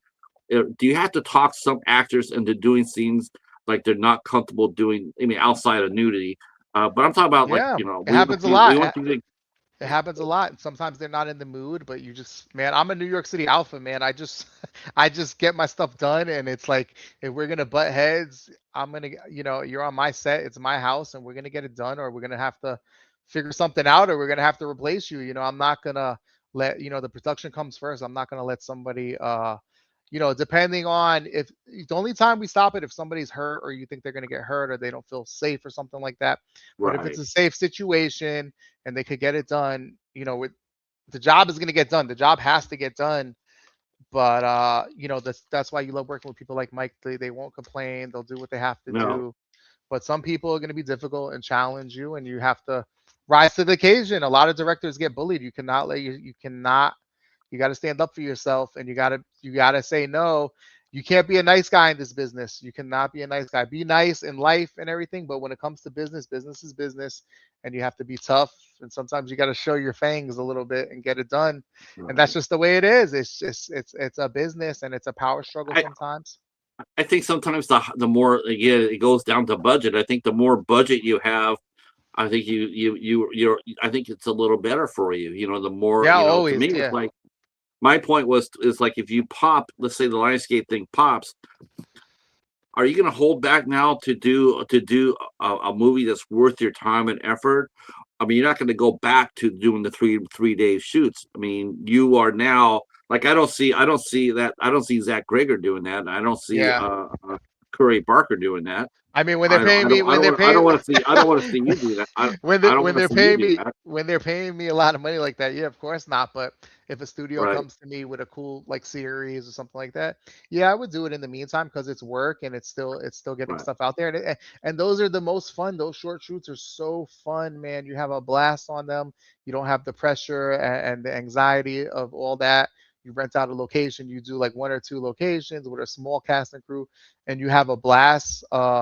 You have a blast making it. It's just fun, old school filmmaking, and but when the doors open, the opportunity comes. Yeah, I want to stay at that level, but I'm humble, man. If something cool comes up and somebody like SRS wants to work with me or the smaller Yeah, companies or Ron. Epoch, yeah, Ron's a good guy. Ron's a great guy. Yeah, He's a champion. He's a champion for sure of indies. Yeah, work I is like. work though. Yeah, work is work, and if Lionsgate wants to hire me to do a bunch, then that's what I'm gonna stay focused on. But in the meantime, Sure. You know what? yeah, He'd be the first one to shake your hand and say, "Congratulations, go get it." yeah, Ron Bonk would be that. Ron Bonk, Peter Castro, Ray Murray from Cinephobia releasing. Oh yeah, man, I would love to see you get a movie done by that by through Ray. yeah. Oh, or an ISC Midnight movie. I'd love to see you get one of those. There's a couple people I've talked to. In a violent. You mentioned In a Violent Nature. That was ISC Midnight. Oh Going, man, yeah, yeah, it will good boy. happen, man. You just got to keep working hard. I feel like the time is coming. Like I know a lot of really successful, like famous people that I've encountered in life, and they said, they told me you're gonna make it. Will Your time will come, and just keep Sure. working and keep doing it. And these people, really successful people, so you just have to stay the course, and What's it like working? What's it like working with your wife? I mean, as far amazing, as amazing. not acting, but production wise, do you guys? I mean, is it just a perfect scenario where you bounce ideas off her, or she Yeah. bounces ideas off of you? Yeah, she's my right hand, and she if I get out of line with like improv or something like that, she pulls me back in because I get in that creator director mode, and she like the last shoot we had to do a lot of improv because people couldn't make the shoot, so we had to change some stuff from the script. So she would just pull me back in to make sure that the story would make sense, in the editing process. So she really is, she's the one that challenges me and make sure I'm on point. And if there's any issues or problems on set, she takes care of it. She's amazing. I will say this. I mean, I think before it would be, like when you mentioned before about, dependability. A lot of people don't have it. No. Or, but I would say this to them. It says, 5 years ago, 5, 6 years ago, you could get away with doing that shit. But if you haven't been paying attention during that time, you'll notice that, physical media is going off the shelf, right? Mhm. So, and, now it's coming more and more important. Before you could make a movie, get a distributor, and throw it on the shelf, have a decent chance to making your money back. Now it's not so much. Now it's a dogfight for everything. Yeah. Is everybody House Shark? Do they say they're gonna give you a physical release if you hit a certain I number? hope I think it should get in Walmart because the other Amityville's from Lionsgate got in Walmart, and I think this one is the premier one that they have, in my personal opinion. So it should definitely, and that's been a goal of mine to be in Walmart. So I know that's been a goal for Sean too. So we're all going to be taking our Walmart selfies. It should be in there, at least the DVD release. It definitely should be in there. It starts with an A. It's a monster movie, so I think we're looking forward to a Walmart release. Okay, let me go back to the chat. Oh, sorry about you guys. Tom says great guest and great info. Hell yeah. We only bring the best here.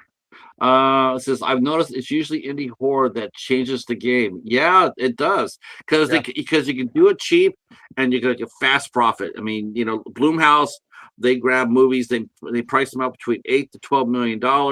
They throw a little marketing behind it. They throw it out there. It'll pop for 20, 30 million the first weekend.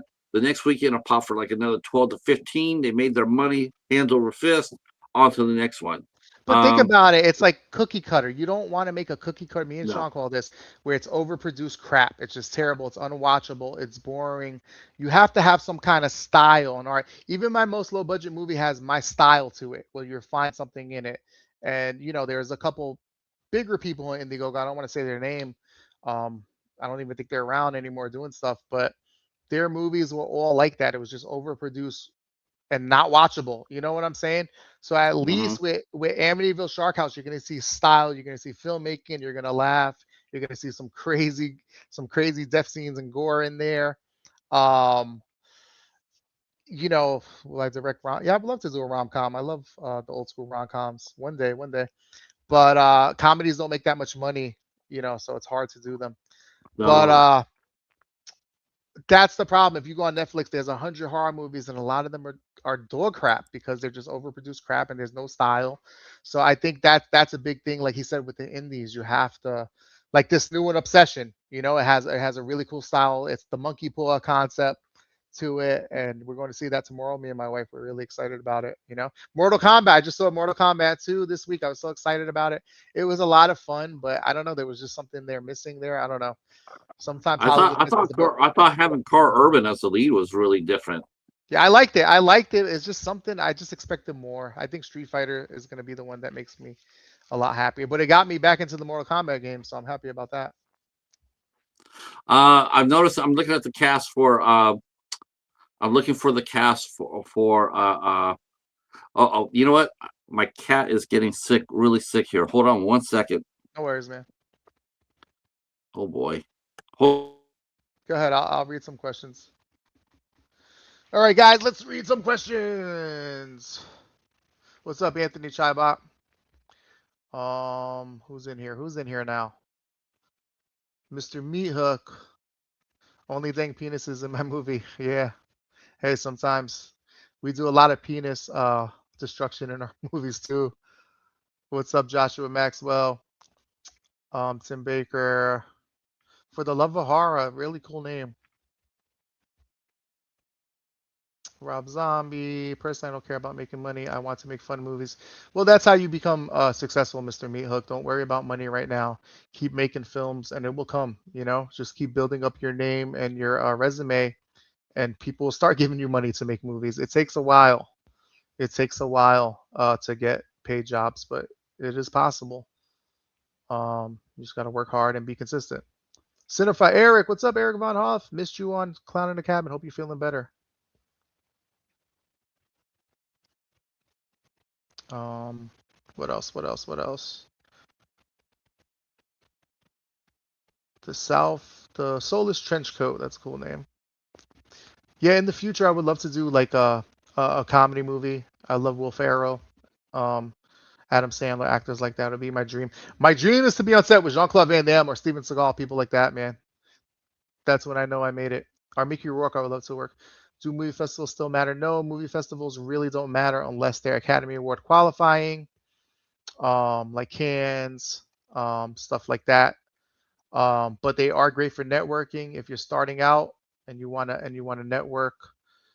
Yes, do movie festivals. You meet people and get some friends and everything. Yeah, I'm happy you're okay. Go to Russia to cast Seagal. Yeah, maybe one day. Maybe one day. Okay, and we're back. All right. Is there a Everybody hear me genre? all right? Yeah, I can hear you. All right. Uh, Sorry about that. He's 15 years old, so I get a little bit, a little bit. When I hear him hacking, I'm like, poor baby. Poor baby. Hey, Uh, Trenchy, how are you? And thank you guys all for coming here. I appreciate you guys coming in. Uh, I was going to mention it before uh, about uh, about the casting. Did you have 100% control over your casting for your two Amityville movies? Did you have to get them approved? yes, I'm the casting director, and my wife does the casting too. She did most of the casting for Turkey Day, so we used some different people like Amanda Flowers and everything. Shark House, Sean had some input, and my wife and me, we did the casting and stuff. We have some really cool people in there. Carl Solomon's in there. Tasha Takosis is there. She did a great job. Carl Grasso from Mutilator 2 is in there. And then Julie and Sean, which I think it's like their two best performances. I actually How did you meet Julie? Did you meet her on a film we set or we were at a friends on convention? this is the craziest story. She messaged me like years before to see if I had any casting opportunities, and I never saw the message. And then we met online because I cast her, and she asked me if I had any openings, and I said I'll get back to you when I have something. And when I did Zomgos, I reached out because she was so professional and nice, and we just became friends online and we started talking. And then as soon as we saw each other, it was a love at first sight. Never left each other. Nice. What's it like when you spot somebody that you know is? I mean, what's it like when you do find an actor that you know has that wow factor? How do you like if you see it and go like, that person's going to go places? Like when I saw Mikey go, Mikey it's actually funny because I'm thinking about this now. There was another director that got a 3 deal picture with for Lionsgate for Amityville Pictures, a gentleman named Thomas J. Churchill. And I was thinking about that. I'm going like, yeah, Mikey got one too. He did Amityville Uprising. Yeah, that was He pretty got the fun. I lead in that. remember that one. Yeah, I saw that with Yeah, Tom Churchill. That was he fun. was on the cover of the DVD, and I was like, And that look, is so wicked and cool. look at that movie. People hate that movie and say it's this and that, but I thought wasn't that bad. It was entertaining. It wasn't like the best zombie movie. It wasn't as bad as the reviews say, right? Would you agree? It was Right. done well. It was serviceable. It was a good film. I like Yeah. Thomas's movie. I Yeah. mean, I thought he did Amityville Harvest. I thought it was a lot of fun. Yeah. Great Yeah. cast, yeah, great cast. But if you look at Yeah. the reviews probably they're killing it and picking it apart. That's what I'm saying. You can't pay attention to the reviews, you know? Horror films are the most bulletproof next to Hallmark movies when it comes down to reviews. You can Yeah. sit there and rip the shit out of a Hallmark Christmas movie, but you know what? There's 30 million people watching it. So Yeah. you can sit there and crap on it all you want. Same thing with horror. I mean, you can come Yeah. out there, you can sit there and say, "Holy!" You can be like me and go like, "Holy shit! What kind of bullshit is Hereditary?" But that's just my opinion, because Yeah. there's other people who sit there and say, "Well, Hereditary is the best thing since sliced You didn't bread." you didn't like Hereditary? That scared that movie scared me so bad that I had to sleep with the light on. It freaks me out so Really? much. It scared the living shit out of me. I can't remember That's why. It scared the shit out of me that I slept with the light on when I had my own apartment in Long Island, and I just remember sleeping with the light on because I don't know what it was, but it was just so. I never saw anything like that. I thought it was amazing. It was just you know so you know creepy. you know what you should have done. You should have Yeah, just put the name of the movie on your door, yeah, like Hereditary. And then what you should have done is to put the word Hereditary on your door, yeah. then walk up and say "fuck you" and put Amityville on it. I know. I remember Hereditary. That'll be the next one. But yeah, that movie gave me the creeps. No, I didn't. I didn't. It's interesting because we mentioned about you mentioned about meeting some well-known people. I think that's exactly what happened to. I think that's what happened to Ari Aster. It seemed like he was just starstruck with the cast he had. It was his first movie, and look at all the major players he had there. What movie I is it think called? It's 7 Days to Hell. Let me see. I didn't even uh hear oh about the, that. the the movie Shane Woodson's movie. Yeah, Yeah, what is 7 Days no to what it Hell. Ari Aster. That's which one is this that Oh, you're talking Ari about? Aster is the director of Hereditary. Oh, Hereditary. Yeah. Oh, I loved Hereditary. It's Um, regarded uh, as one of the best horror movies. It really is, if you look it up. man, I got. Honestly, I'm not just saying it's talk shit, but I got 50 movies over here that'll walk right over it. I loved it. I I, loved it. I, What else did he do? He did what else did he do? Did he I think do I this? already showed you one already. Hang on, let me There, see. there, like one movie already. I just trumped it. What my point was with Ari. It seemed like because I was going to ask you, have you seen this or have you experienced this where you have worked with a well-known actor. Have you ever gotten a little bit of starstruck working with him? Like I can't, because I know it seems like every actor gets really, their eyes get really big whenever they get a chance to work with Eric Roberts. They walk off the set, they're going like, I got to do a scene with Eric Roberts. It's a big Midsummer. moment for them. Have you had to work with somebody who you've looked up to in the past, and someone who's had a name or in a big movie? Have you ever worked with anybody like that and have just a little slightly twinge of us being starstruck? Not really. Honky Tonk Man was pretty cool because I grew up watching him last week. That was pretty cool to work with him. No, not really, because I've met a lot of the celebrities outside of here, like in really close quarters and stuff. So, I guess there's a few people out there that would probably get me starstruck. But like no, I had a lot of interaction with a lot of really famous people. So I think I just treat them like normal people when I meet them. Yeah, Sometimes they get isn't that offended they get offended by that sometimes, but You know, I That just is treat that is the key, isn't it? You just treat maybe them just like, you wrestlers, know. maybe professional wrestlers. Maybe I would be starstruck if I met a couple of them, but they're different because they have a character, and when you see them in public, they're totally out of character and they don't want to be bothered. So it's different. And the actor's just a real person, so you could kind of it's way easier to meet an actor than a wrestler, you know, outside of in real life, you know.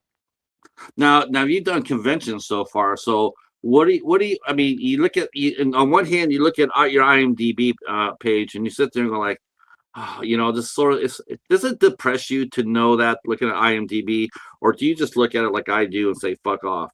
Or does it affect you a little bit, like on a personal level, like, you know, like, wow, really? Does No, it I affect you that way, or you just No, don't, I you know, just love go it. around with it? I love seeing IMDb and seeing the movies finished and stuff. You know, I don't care about the rating because there's a lot of haters and everything. I love seeing my IMDb, and my rating is going down. You know, I don't pay. A lot of people pay to like boost their rating. I don't believe in that stuff. You know, that's Oh God, another problem in the in these. There's these people who think they could, you know, fake people out and buy everything. I don't mind people doing that, but there's people who try and buy fame and stuff. Like stop doing that. Like yeah. that is not cool where they like put a bunch of money into their own Indiegogo. That's bullshit. Like don't do that. Don't do that crap and pretend that you're somebody or pretend you're ahead of people. Like that's a big thing that's been going on a lot lately, and yeah, it makes me sick. What 'Cause- they take their own money and to pump it into the fund GoFundMe. yeah, they'll pump it in to Oh, try and look like they're powerful and stuff. It's like get the hell out of here. That's Meanwhile, we're scrapping it for every penny and stuff. I actually never been to any convention in my life. I was supposed to have a screening of Camp Blood 9, and something happened where we had to cancel. And I was supposed to do one in Houston, and I couldn't make it. And then Texas Frightmare was going to be my first one, and I got sick. So maybe next year I'll be at some conventions. maybe next year, Yeah, Gross Gross Fest next Facts. year. Hey, invite me because my family's in New York. I would love to see my family. I haven't seen them in 3 years, so hey, I'll definitely go. Yeah, you and Jeff Kirkendall are pretty close together, right? Because I think Jeff is based out of New York, isn't he? Jeff is upstate. I was in Long Island, so it's pretty far. It's pretty far. Oh, pretty far. Okay. Yeah, like All two right. All hours. right. Yeah. Um, what's it like? What's it like as far as you being received by your local town? Oh Do God, it people sucked they in New keep York. track? New York sucks, man. New York sucks, dude. Like New York is just like theater actors and like Broadway and the big TV studios. They don't even know what indie is. They don't take it seriously. You got no respect. Ever since I moved to Texas 3 years ago, I took a job transfer. It's been amazing. The reception, the people that work on the night and day, so much better. Texas is so much better. So, I'm sorry, New York. I'm sorry. I don't miss you at all. I don't what's it miss you. like? What's the big difference between New York besides the weather? What's the big difference between New York and Texas? Are you in one of the big cities I'm in or Dallas. smaller cities? I'm in Dallas. Okay, I heard Dallas has a pretty good acting community. Is that Yeah, true? yeah. There's just people more. I got a team out here.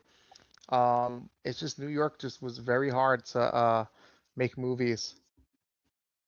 You know. Yeah, yeah.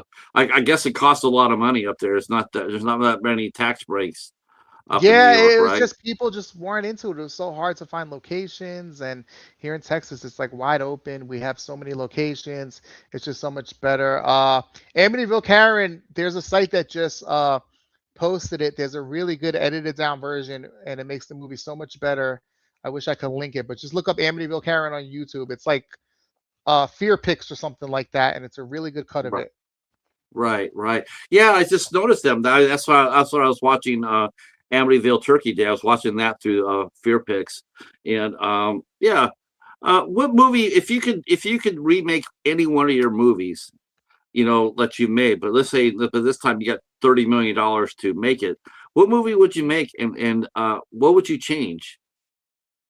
Oh God, if I had $30 million, I would do something really big. I don't think it would be one of my movies. It would probably be No, I want you to go. I want you to go back and remake one of your movies, but man. not Amityville Turkey Day, because that one's like Dude, I have precious. so many movies I don't remember.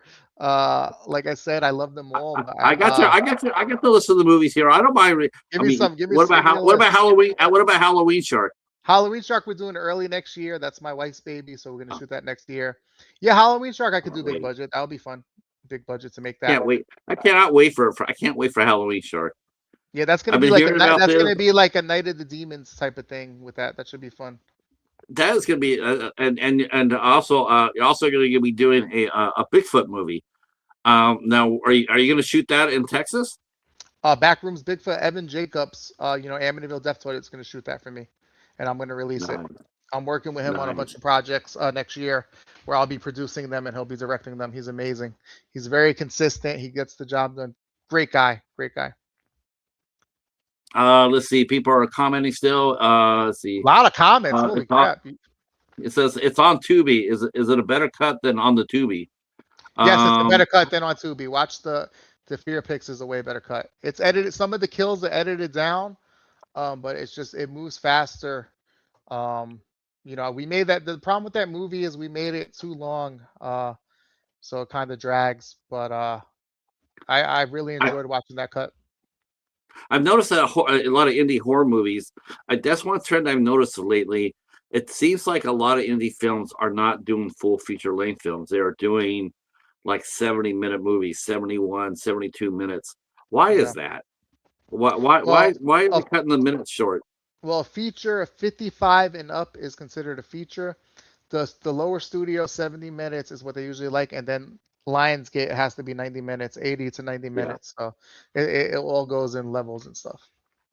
Yeah, because that was one trend I did not like seeing, because I've seen this before. I've seen many people go up there to Walmart and they bought them. They look at the movie and going like, "This looks really good," but then they look and they see it's like a 72-minute movie, and they go like, "Nope, I'm not putting that. I'm not watching that. I'm not paying $15 to watch a 70-minute movie." Yeah, Amityville Uh, Easter, which we shot in 3 days. We had like a 2 hour movie somehow. And that's when 28 Days Later came out and they shot on the iPhone. So Amityville Easter is the first movie that I shot on the iPhone because I got motivated to do that. And it looks great. It came out beautiful. But somehow we shot like 2 hours of footage and I cut it down to I think 75 minutes because it was way too long. So, my wife goes through it and she cut out a bunch of scenes. Now, do you edit your own movies too? Yeah, yeah. Do you 'Cause find that? Do you find you do find that's the best way, isn't it? that's the best way, but Shark House, we had a different editor. He did a really amazing job. It's good to see it with different eyes. You learn stuff, but it's difficult to find a good editor that's not going to try and screw you over. Um, Editors play a lot of games, man. It's really that's a you know I don't know. I'll tell you the secret about editing. If you really want to know the secret about editing, Yeah, make sure your editor is a director. yeah, You'll never go exactly. wrong. You'll never go wrong, because the director understands you. Yeah, An editor for just being for the sake of an editor, they won't. they get really I've difficult too. They get really. I dealt with some terrible editors, but that's why I like to do it myself now. But if let's say I work for Lionsgate or a big studio or something like that, like ITN, call me, something like Yeah, that. that's Um, right. Let them. They can hire the editor they want. I don't care. I'm going to shoot the movie and do it to the best of my ability. But I use Final Cut. Final Cut. That's what I was trained on. And DaVinci. I go back and forth, but Final Cut I edit the fastest on. What software do you use to edit with? Final Cut and DaVinci, but mostly Final Cut. Final DaVinci Resolve. Cut. Yeah. And then Centerfire says that editing does take practice. Yeah, I've noticed that. I noticed that whenever there's a director, because my friend Sean Kane, he's a Yeah. director, but he's also an editor. And I've always noticed that with the movies that he edits, they're always so much better than just a regular editor. It I'm just going gets like that. it gets overwhelming because right now I have on the editing docket Clown in the Cabin, which I want to get done fast. I have a deal for that for distribution already, so I want to get it cut fast. And we have Cheerleader Camp, Camp Murder 2.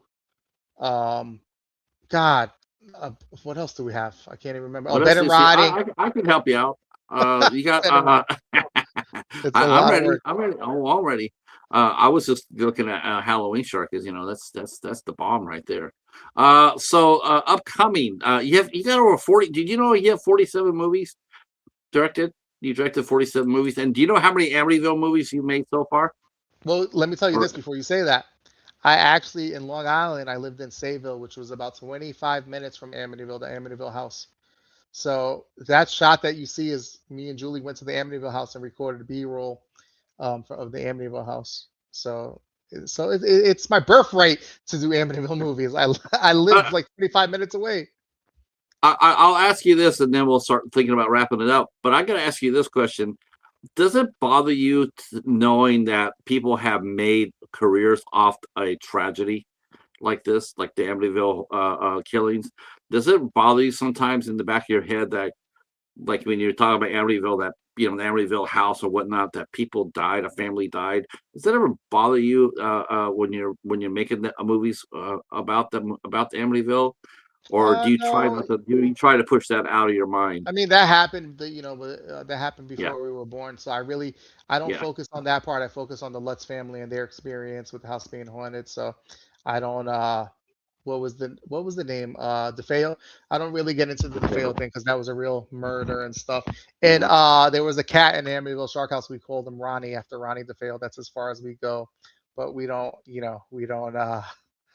Wait, into wait, you that named stuff. the cat. You named the cat after a mass killer. Yes, we did.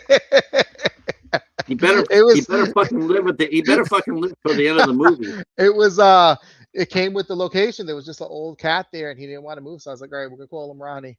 He's the cat in the movie. So he's a part of Did, the did, movie did somehow. Oh my gosh, that's awesome. I hope he makes it all the way to the end. That'll be terrific. All right, I'm going to turn this over to the chat real quick. You guys, you have some questions for our guest, Will Collazo Jr. Feel free to drop them down, and feel free to drop your questions down in the chat, and we'll start feeding them one by one. Let's see. Fire says, would you ever do what Winnie the Pooh, Blood and Honey did, and take advantage of a childhood property and to make it horror? That's a really good question. Absolutely. I want to do a low budget Popeye one, man. Of course, of course. Um, so yeah, for a public domain I think everybody wants to do it to Disney. They want to stick it to Disney because Yeah. How Disney's been fun. It's such just Disney. fun. Just the stuff that we grew up with and horror is just so fun, man. Oh man, I would love to. Heck yeah, man. Heck yeah.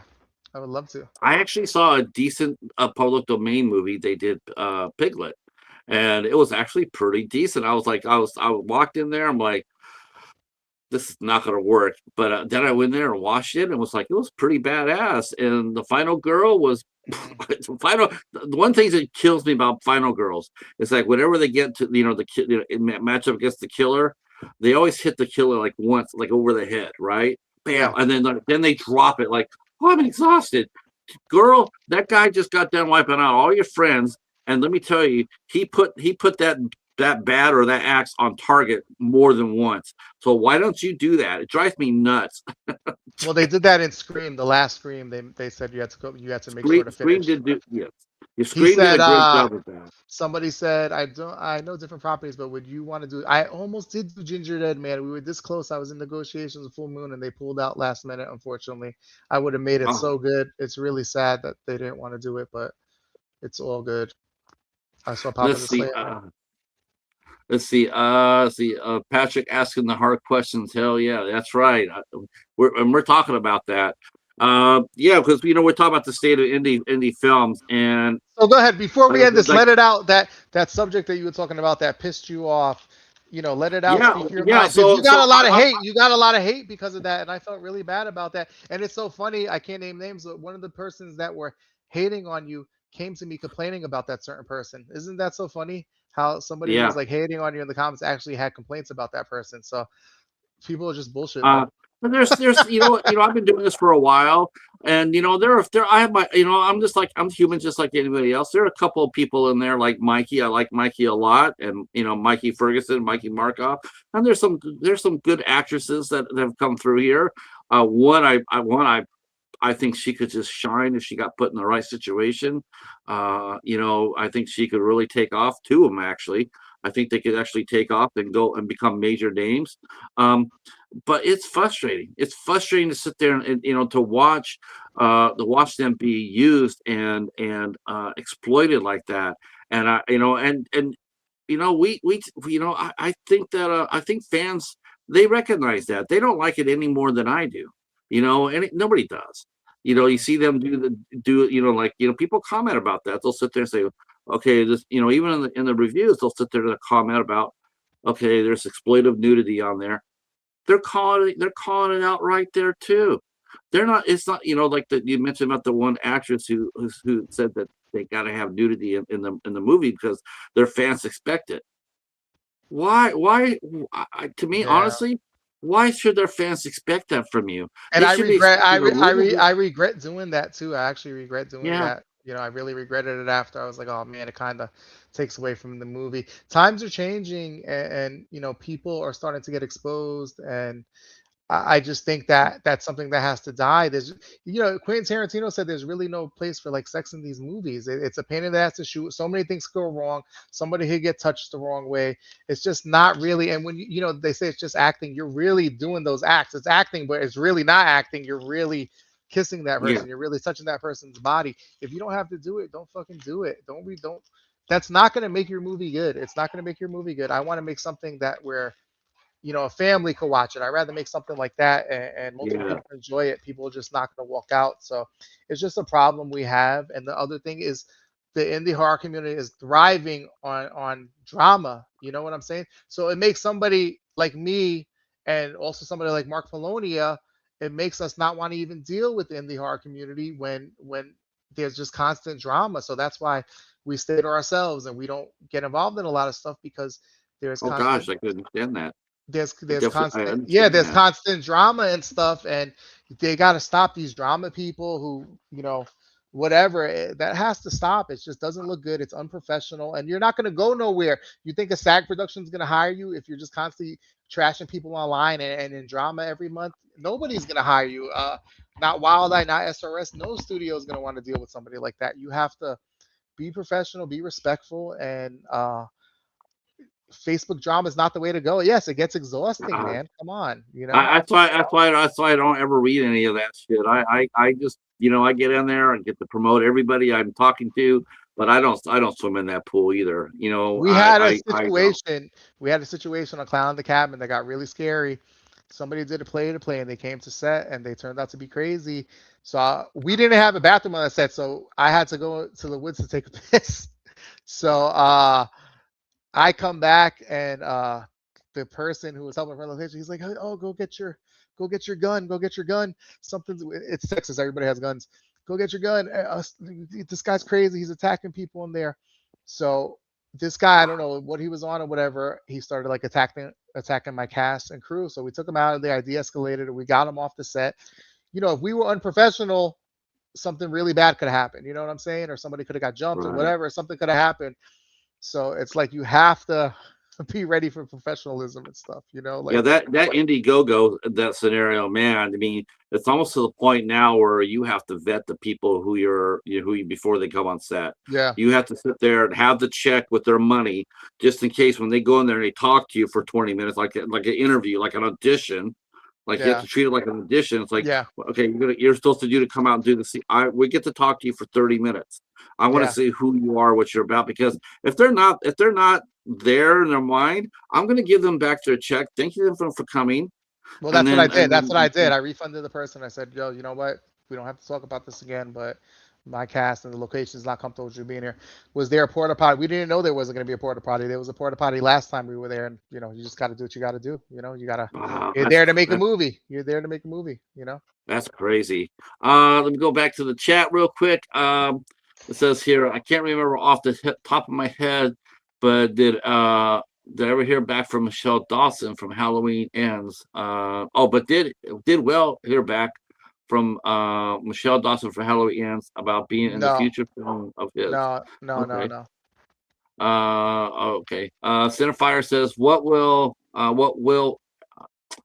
would Will ever do a movie with somebody from a foreign country? Hell yeah. Yeah, Jean-Claude Shit. Van Damme, man. Heck yeah. The Saudis are throwing cash hand over fist. Yeah. Let's see. At Centerfire, the drama got exhausting with the aftermath of a car accident that I got into. Yep. So he gets it. Was there ever no budget for a porta potty? Well, no. There was supposed to be a party there, and it Yeah, just wasn't. we didn't Yeah. know it wasn't there, so we can't, you know, we just had to do what we had to do. It wasn't actually that bad, you know. Let's see. That's a shame because Michelle is a wonderful person. So sometimes schedules don't work out. Let's see. It was, but let's see. Oh, you must have went to the Frightmare, right, Dell? I know a lot of people went to that Texas Yeah, Fright I Man. heard it was the craziest one ever. I'll definitely be going next year. Hopefully, I get press passes again. I'm kind of sad that I missed it, but next year, Oh, yeah. that's right. You get press passes now. That's nice. That's Thanks, a thanks nice. to my That's nice. YouTube and my TikTok. See, it pays off to do YouTube and stuff. That's how I got. That's That's right. how I got in. That's I, where I make the I money, man. YouTube and TikTok, baby. I haven't even asked for a press pass. I mean, I've heard a lot of people say you should go, you should go, you should go. I'm like, yeah, Yeah. okay. I know I could get a press pass, no problem. But man, I just, ugh. um. So let's okay. One last thing. I got to do this. Shoot. So so AI is a big thing in the industry, and I commented when I saw the Pizza Killer Man. Um, I know how people feel against AI. I'm with that too. But I gotta sit there and tell you, Will, that picture for Pizza Man is fucking hella dope.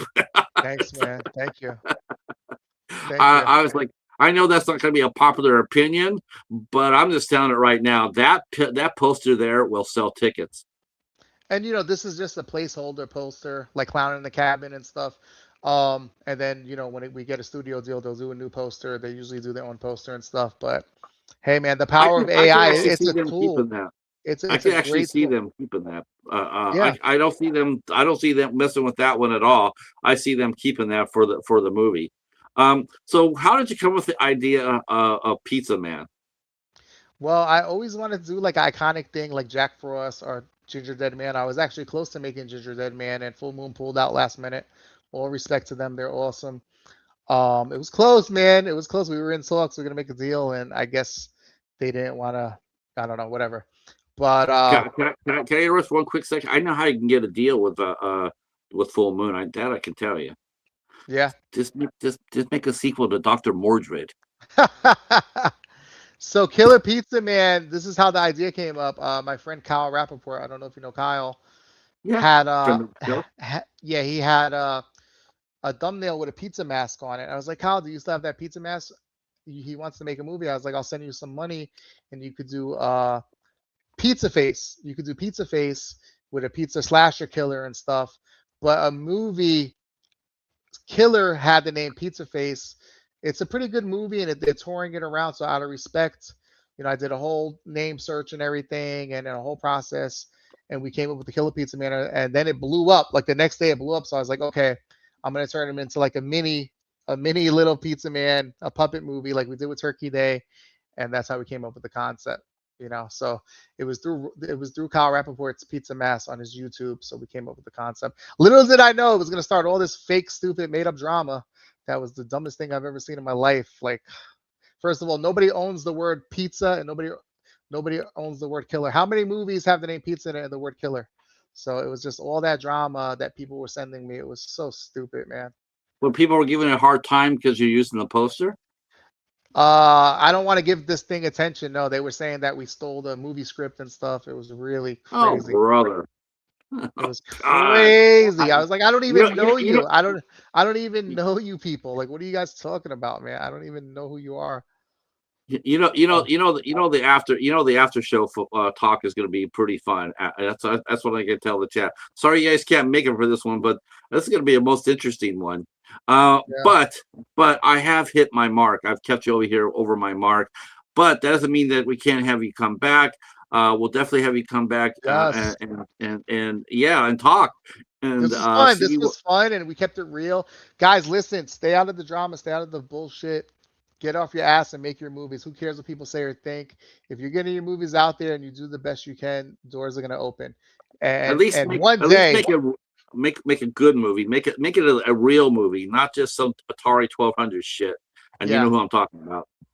yeah, yes. Well, Cinephile said I don't want to even give those people attention. Those people are freaking, they're nobodies. But the thing is, if you keep working hard and you keep making your movies, people are going to notice you and they're going to give you money to make movies eventually. So just keep going for it. Don't give up. Don't listen to people. And if I'm sorry, I just got to go on this little spiel. If there's people who are not in line with your dreams, get rid of them. Cut them out. I don't care if they're your friends or whatever. People have to be in line with your goal and their dreams. If they're not even worth your time, you need people who support you and believe in what you're doing. And that's the way to go. No, you didn't cross any lines. It's just I didn't pay no attention to that drama. I was just getting messages throughout the whole campaign. It was really insane that these Wow. people were just It was really crazy. It was Well, like they were having a psychotic episode. It was insane. yeah, I don't I even don't think even. they ever made a movie. I don't think these people, they're probably going to clip this and just make content. That's why I don't want to mention them because then they'll live off of this for the Oh, rest of no their one's making lives. content of this. This is. There's nobody here. There's nobody Copyright here. their asses. Copyright their asses if they do. That's But right. Grr. no, All I right. had a blast. I had a blast, man. This was fun. I had a great deal of fun too. I want to go ahead and take this time before you and I talk a little bit more off camera. I just want to sit there and say thanks to chat for coming out tonight. You guys turned it up. I'm so happy to see this. This has been one of the most liveliest crowd I've had for a while. We'll be back here on Thursday. We're back here on Thursday with John from Doomsday Crypt, along with Joe Castro, visual effects master, and Danny Hassel, one of the legacy stars of Nightmare on Elm Street. And so he'll be here. They'll all be here on Thursday, the 27th. And then next month, because I know you want to know, in fact, I'm going to throw this in Will's ear right now because, he's always looking for talented actresses. So we're going to be talking with Andrea Garces Lopez on the 10th of June. I'll remind you of that. She is fun, very talented. You're looking for a femme fatale. Whew, look up the word dictionary. It's going to be Andrea looking back at you, and she is awesome. She's one of the best parts of 7 Days to Hell, and we'll be talking to her on the 10th of June, 8 o'clock. Yeah. All right, you guys. Thanks so much. This Sunday we're doing the ISC show. We're doing here on my channel, and we're going to be talking about one of my favorite directors, and yours too, I'm sure.